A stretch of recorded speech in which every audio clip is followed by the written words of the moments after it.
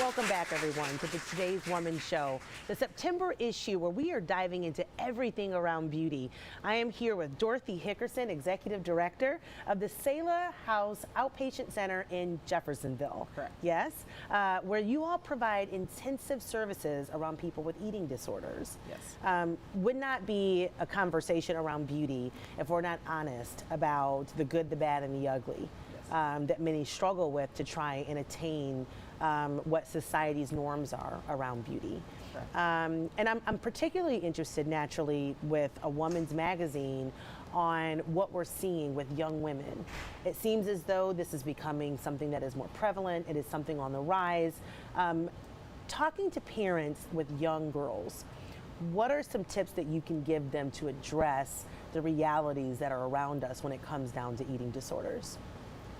Well, I think the first thing would be awareness. Be aware of the fact that it is a possibility. I think there is a misconception that that couldn't happen to my daughter. She's only 15. It couldn't apply to her. We see eating disorders in children as young as 12. We get referrals for children that young. But many of our clients tell us that eating disorders started as young as 7, 8 years old. So recognizing that no matter how young your daughter is or your son is, that that's a possibility. And recognizing, being aware and looking for the signs. Tell us about the signs, because I am just, mind blown that you'd have to worry about this at the tender age of 8. What are we looking for? One thing that you're looking for is obviously the restricting, the eating very little, pushing your food around on your plate but not really consuming it. Saying that you ate at your friend's house but finding out that they're not really consuming a lot, or you see drastic weight loss.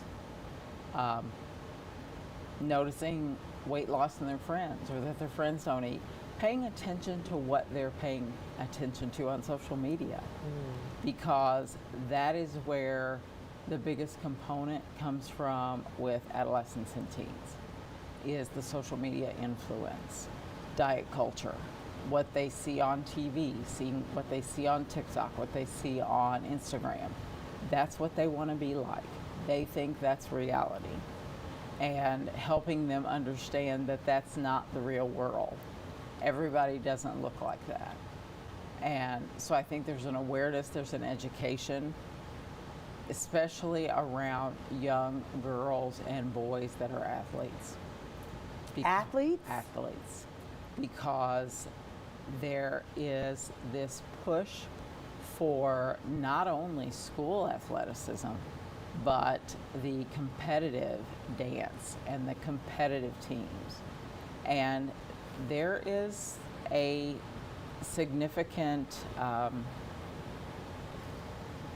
training component, weight loss component, and weigh-in component that goes along with that. We've had several athletes in our program who have told us we have to get on the scale at every practice. Practice is 3 hours a day, and I would go home and run for 2 miles because I knew I had to get on the scale the next day, and the coach was going to criticize me if my weight wasn't within a certain range. My heavens.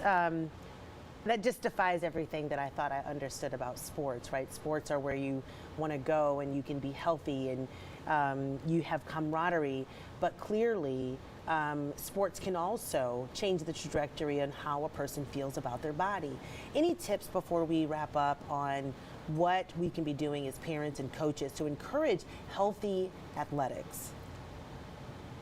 Helping clients, we call them clients, helping children, adolescents, even adults recognize that bodies can be healthy at every size, and that you don't have to look like the model that's really airbrushed and not reality to be healthy, that you can be healthy no matter what you look like.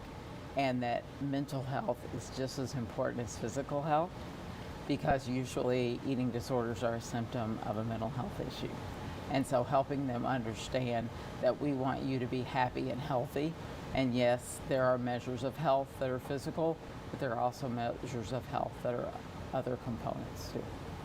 For those of you that are tuning in, please check out Selah's House Outpatient Services in Jeffersonville. Take the tips that Dorothy have given us, and if you need assistance with your young child, reach out and figure out how they can assist. We'll be back.